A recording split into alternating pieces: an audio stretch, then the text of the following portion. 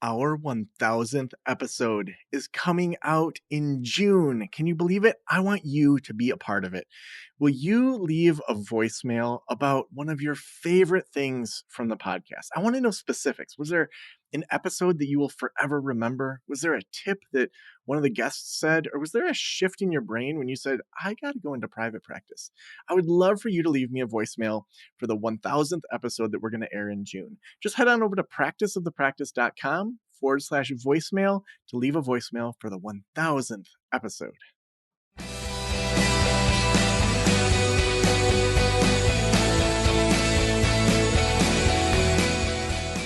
This is the Practice of the Practice podcast with Joe Sanok, session number 983.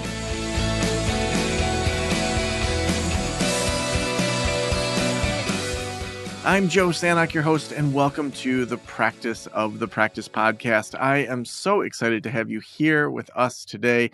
As you heard at the beginning, we have our 1000th episode coming out on June 5th, so that's just around the corner. We want you to be a part of that. We have invited a number of our folks that have been listeners, some people that we've worked with over the years. We've had them leave us some voicemails. So maybe there's a moment when you were listening to the podcast and you had this aha, like, oh my gosh, that shifted everything for me. Or that's a way of thinking about things I never would have guessed would shift for me. We want to know about those moments. And so we would love for you to leave us a voicemail over at practiceofthepractice.com/voicemail. You'll be able to leave us a short voicemail over there just saying, here's who I am. Here's an episode that really impacted me. You don't even have to remember which episode it was or who said it. Just say, I remember you said something like this. And thank you so much for the podcast. And we want to get some good content from it. We don't want just a whole bunch of congrats. Like, that's great. But really, we want you to say, here's what's really shifted for me. So we're really excited about that. And then the other thing that we're pushing is that before that, we are shooting for 1,000 reviews by that 1,000th episode. So we're about halfway there at the time of this recording. So we want to get, about 500 more or so reviews. So if you've liked this show, we'd love for you to just in this short period of time, give us a review on your favorite podcast player. So I am really excited today. We are going to be talking about some leadership issues, some mindsets, some things that get in the way. And to me, I think it's really important to just think through these things that oftentimes we just take for granted. So we have Hortense Gentil with us today. Hortense is a world-renowned executive leadership coach, speaker, and author. She guides CEOs and senior executives on their journey from hero leaders to human leaders. Hortense, welcome to the Practice of the Practice podcast. Thank you for having me, Joe. I'm delighted to be here. Yeah, I am so excited to just hear more about how you work with leaders, your new book, things like that. So your new book, The Unlocked Leader, we'll get to kind of the content of that, but would love to know, how did you get into working with CEOs, leaders, top executives? Like, how did you fall into that kind of work? Whoops. This is a life story. So let's say that I took the scenic roads, and in my life I had many different work, and I started my life with horses and as a short jumper, and reflecting back, I understood at that moment that in fact I learned a lot about leadership at that time, and later I would work for large corporations and as an entrepreneur. And this is when and after, so after 3 decades or almost, or at least 2 decades, that I realized that I became a coach, an executive leadership coach. And why CEO and leadership coach is because I've been through all those experiences with CEO, as a CEO myself, as an entrepreneur myself, and then it was just my environment. And because also when you teach, or you coach, or you help, or you guide, whatever words you want to use, at the top, because the top gives a tone, you can touch more people in the company and around the company. Mm. Yeah. So I know one thing that your book really kind of digs into is just the idea of mind traps. Would love to start there. What are some of the mind traps that you notice that CEOs fall into, and and how often are those happening? What does that look like? All of that. Mhm. So first, when we talk about CEOs, but when we talk about leadership, so the world change, right, Joe? Can we say that the world Mm-hmm. change and the world is Mm-hmm. a little crazy right now? So expectation of change also, and people they want to connect with you as a leader, whatever if you're a CEO or not, but as a leader, and they want you to be human. They don't need another hero, like Tina Turner said. They need to know you. They need to be able to feel you, to understand you, to feel like you are one of us. And then, because this leadership is changing, this is hard for leaders, especially when you are successful, to change. So we grew up with a mindset, educated in a way to okay, we should have all the answer maybe, or I have to take care of everything. So this is what I call the hero leader. And then one day, so it's now, you realize that okay, so now it doesn't work anymore, and this is what I call a mind trap. So it's a moment, it's a mental obstacle, in fact, that's standing in your way and stop you from moving forward. It worked before, but it doesn't work anymore. And this is this feeling, when you try something and it doesn't work like before, or you feel like you give a lot of energy, but you are not as successful as before.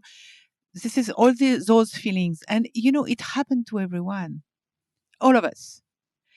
And it happened to me, a decade ago, 2 decades ago. And I was in my life. I felt unhappy and unsatisfied. I felt like, this sensation of you cannot fit. This is not where you should be. And I felt like that in my personal and professional life. And I was lost. I absolutely didn't know what to do. So what can I do? And then, of course, everything went south, and I went in bed. I was sick in bed for months. So of course, I had plenty of time to think, as you can imagine.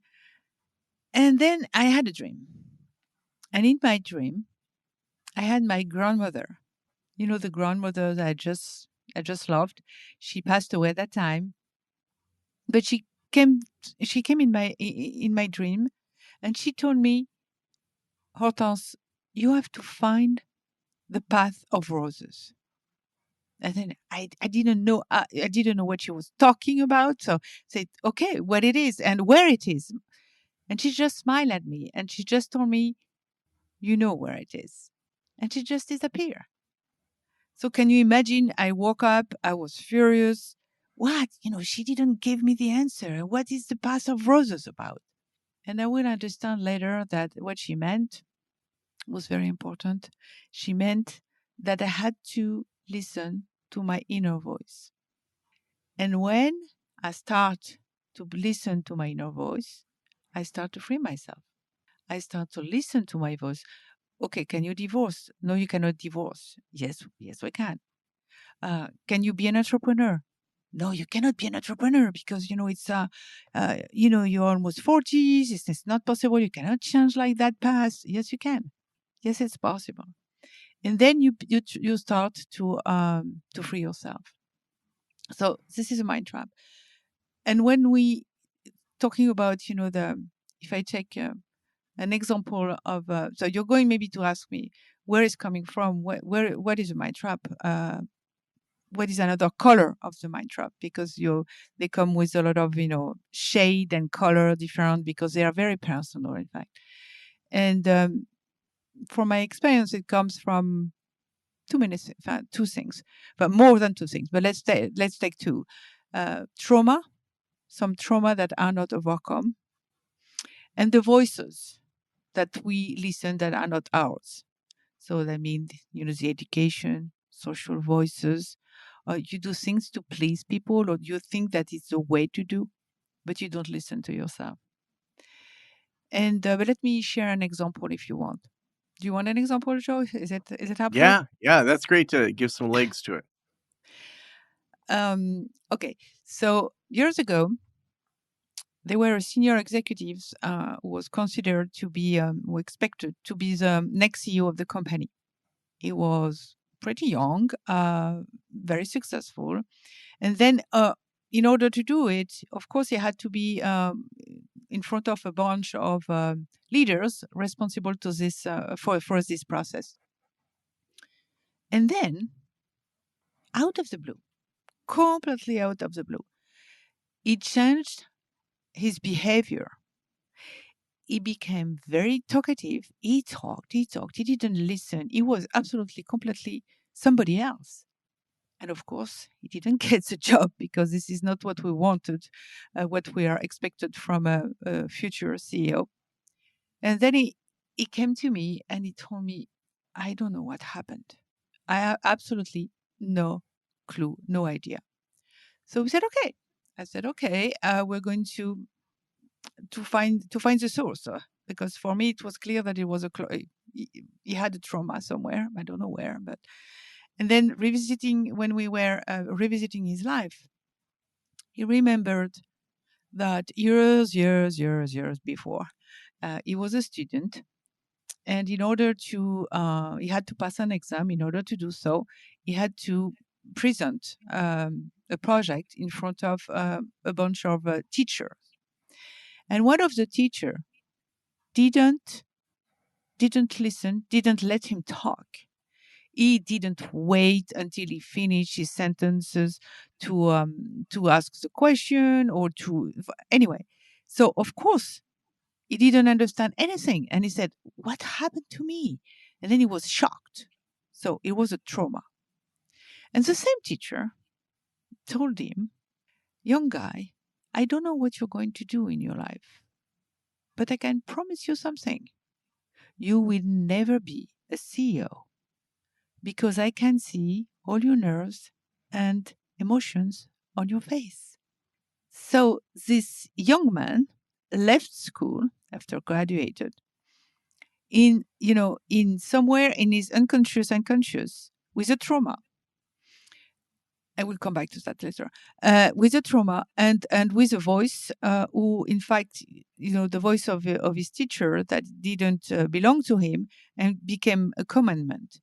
And when, it was time for him for the first time to face this, can I be a CEO?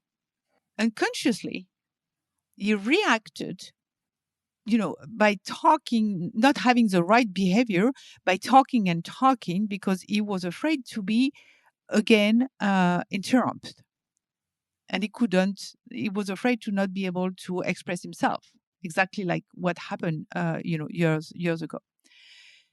And then when we realized that, because what is a trauma? I will explain it.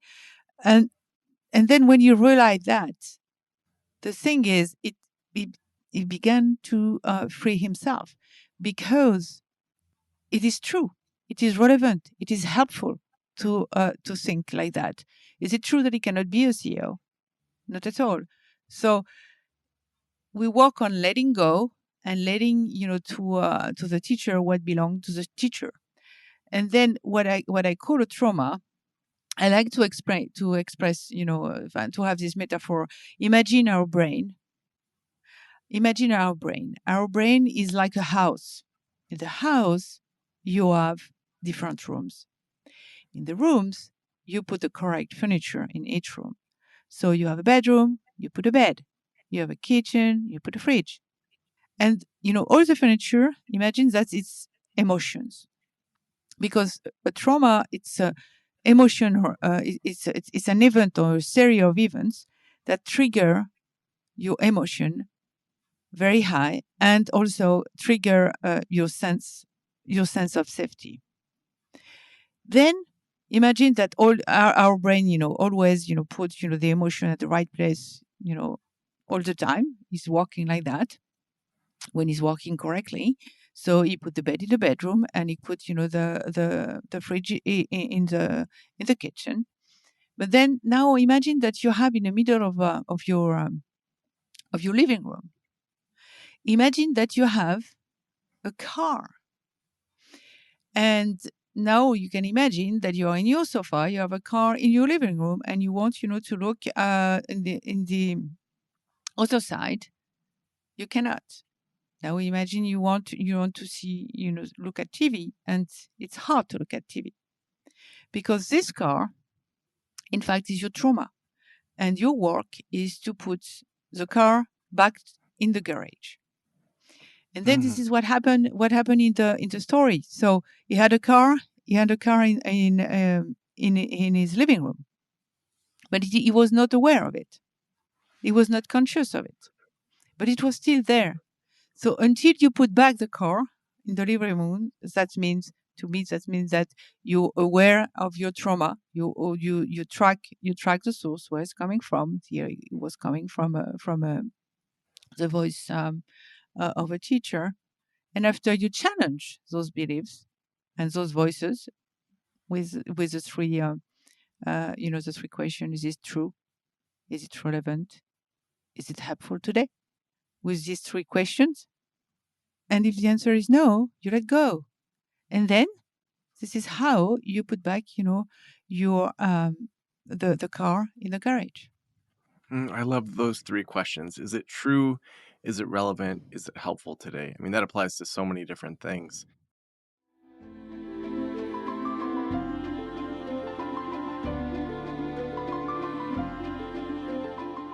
As a therapist, I can tell you from experience that having the right EHR is an absolute lifeline. I recommend using therapy notes. They make billing, scheduling, note taking, telehealth, and e prescribe incredibly easy. Best of all, they offer live telephone support that's available 7 days a week. You don't have to take my word for it. Do your own research and see for yourself. Therapy Notes is the #1 highest rated EHR system available today, with a 4.9 out of 5 stars on trustpilot.com and on Google. All you have to do is click the link below or type promo code Joe on their website over at therapynotes.com and receive a special 2-month trial absolutely free. Again, that's therapynotes.com and use promo code Joe on the website. If you're coming from another EHR, Therapy Notes will also import your demographic data quick and easy at no cost, so you can get started right away. Trust me, don't waste any more of your time and try Therapy Notes. Just use promo code Joe at checkout. Now, when we think about leaders, most of the listeners of this podcast are therapists that own private practices.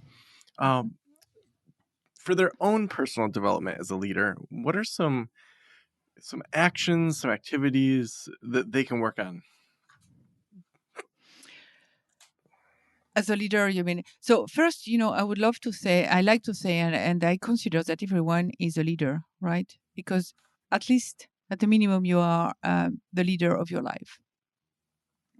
Mm. So for the people who are listening to us, I think it's for all of us. It's exactly the same process. Is really thinking about, be aware of how you feel, and uh, be aware of, yes, of our emotions. How do we feel, and see if we are not stuck somewhere. Probably we are, because all of us, we are at any moment in our life, and this is okay. But as is the fable, and as the story of my grandmother um, told me, be sure that you write your own story. Be sure that you are on your path of roses, and you are not writing your story for somebody else. So as a therapist, as whatever it is, a leader, as a parent, as a whatever, is it your own story? Is it exactly what you want to do? Are you doing the work you are doing in the way you think is the best? You, not your best friend. You, what do you think? And then be sure of that. And if you feel at one moment that if we go back to the emotions, if you feel at one moment that you feel satisfied, or doesn't work like before or whatever. So take the time to revisit your life, to revisit, your emotion, to be aware of that, and to challenge. Exactly like the stories and the process that I explained. It's really that. It's really to be sure that everything in your life is aligned the way you want. And I'm pretty sure that at least one thing is not, because this is like that. This is how we evolve. And as a leader, this is important, because if you are trapped somewhere, it affects the way you connect with yourself, because you cannot connect completely with yourself. And if and it affects also, the way you connect with others. So really going to this process of freeing yourself, be sure that you talk your own words, that you are who you are, who you want to be. This is very important, because I'm a big believer that each of us, we have our own talent. And then, by freeing yourself, you find your own talent. And when you are connected with your own talent, your specificity, how therapist, what kind of therapist are you? What is your belief? What do you think is the best for your client, for you? What works for you?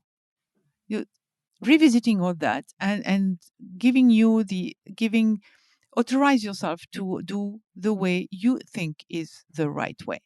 Mm. Yeah. Now, when we think about managing staff and clinical directors, operations people, people in charge of intakes, um, what can we do to help them foster a stronger sense of leadership? I think it's as I said at the beginning, maybe it's you as a leader, you set the tone. So be and you and we you have to understand that your role change. You are not a quarterback anymore. You are a coach. It's your responsibility. And it's not you yourself that need to have all the answers. So it's really connecting. As a leader, give the vision where you want to go, whatever you want to do. Explain, communicate correctly, and then try to have a real connection with each of your direct member, direct team, and and care, and make them talk. Know you, the person with who you work. Who are they? Where are, how can you help them? And then you create this environment of empathy, and this environment of um, belonging also. That is very important for me, and this is very important for everyone, because when you know why you go to work, your leader, that you can connect with them, that this person can be here for you, it makes all the difference. Yeah. Yeah. I think that that staff development and that idea of moving from being the quarterback to the coach, to really view yourself as being replaceable, is such a big shift for so many private practice owners, and I love that advice. The last question that I always ask is, if every private practitioner in the world were listening right now, what would you want them to know? That you all of us, you have your path of roses, you have your own talent. And if you want to try to start today to write your own story, maybe you can start with a very, very easy exercise of the three columns. What do you want to keep in your life today? What do you want to add to your life today that you don't have? And why? What do you want to let go? So the three column exercise, and go write your own story and find your bias for others. Hmm. So awesome. Well, if people want to connect with you, if they want to get your book, where can they get that? Online on Amazon. I think this is the easiest, Mm. but he's in all the good bookstores.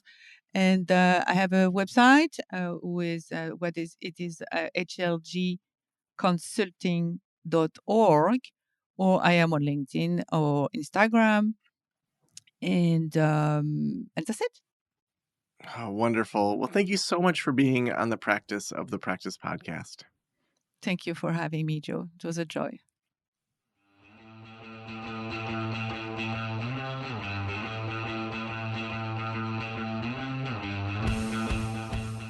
So how are you going to be a better leader this week?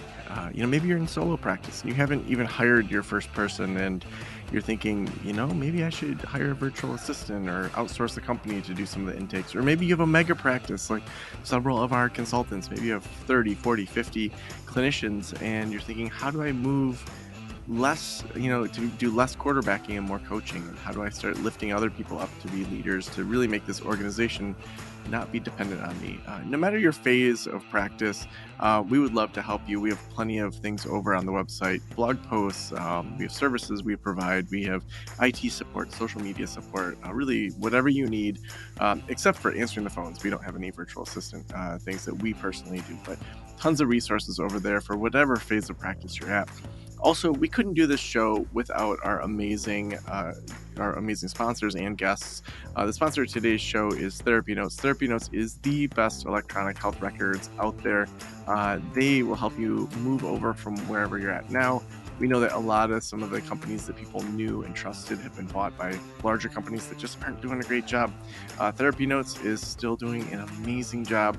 They have all of the billing inside of their scheduling, keep track of all those progress notes so that if you ever get audited, it's all right there. So try Therapy Notes over at therapynotes.com. Use promo code Joe at checkout. And you'll get a couple months for free. Thanks so much for letting me into your ears and into your brain. Have a great day. I'll talk to you soon.